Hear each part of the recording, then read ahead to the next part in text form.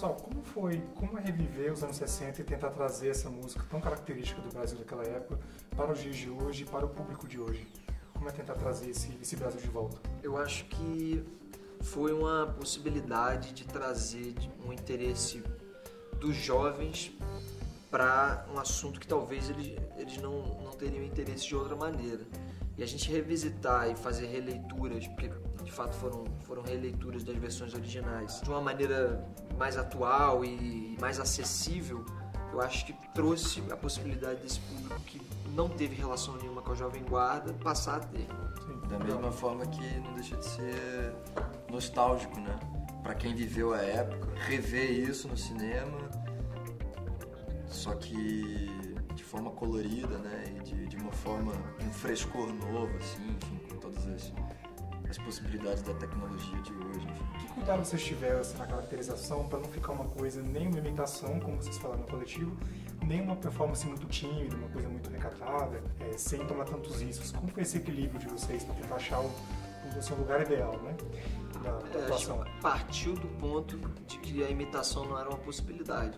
Isso aí já traz 1001 elementos assim, para se trabalhar, que talvez sejam até mais difíceis do que imitar, mas que trazem resultados mais duradouros também. Acima de tudo a gente buscou mergulhar no universo que esses personagens, né, o Roberto, Erasmo, enfim, nas referências e no universo que eles tinham na época, um pouco da bossa nova aqui no Brasil, mas principalmente do início do rock no mundo, com Elvis e depois Beatles, enfim, para justamente entender o porquê eles viraram o que eles são, né, de que forma eles construíram a musicalidade deles, enfim. Então a gente foi para as referências deles também, além de, lógico, estudar todas as questões de cada um individualmente, mesmo que a gente não tivesse tanto acesso, né, aos registros e tal. Não tem tanta coisa da época, exato, assim. muita coisa se perdeu.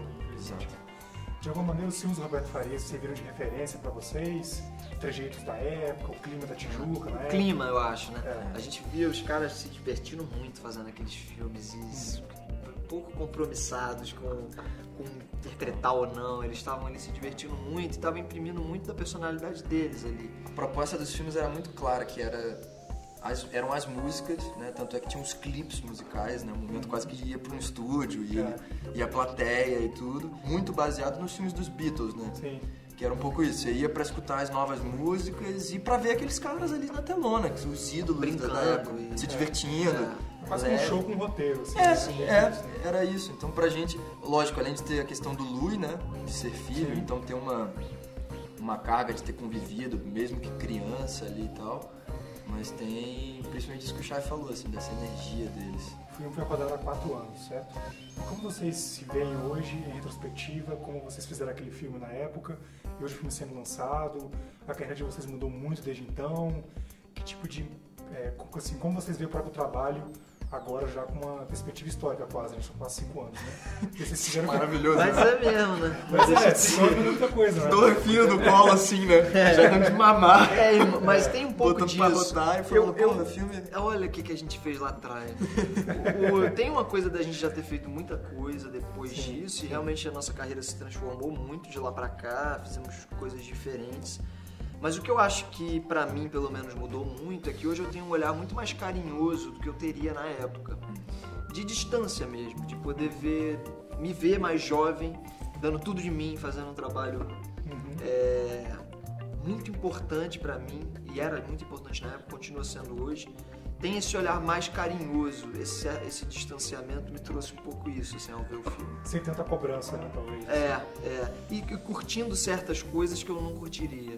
Sabe assim, de realmente ver diferenças em mim, no meu trabalho, no seu, no Tamalu, enfim.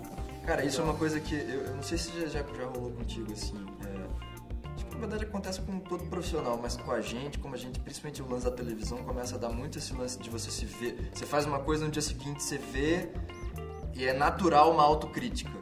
Então, e aí você ainda tem a oportunidade de no dia seguinte, você não vai fazer a mesma cena, mas você tá no mesmo personagem, então você ainda pode corrigir uma coisa aqui, uma coisa ali.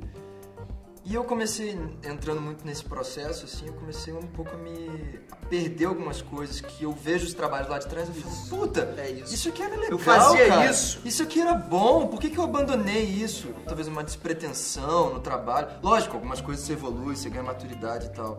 Então também tem isso, assim, de olhar com carinho pra esses trabalhos, assim, ainda mais com uma distância, de você olhar e falar, porra, eu fiz o melhor que eu podia fazer naquele momento, naquela idade que eu tinha, com que eu tinha. E isso é muito real. Faria diferente hoje? Faria. Mas é muito real de tipo, cara, eu evoluí nesse quesito a ponto de perder aquela coisinha ali que era tão legal. Que é natural pra caralho. Eu me vi observando isso nesse filme e com vontade de recuperar certas coisas. Legal. Do meu ímpeto.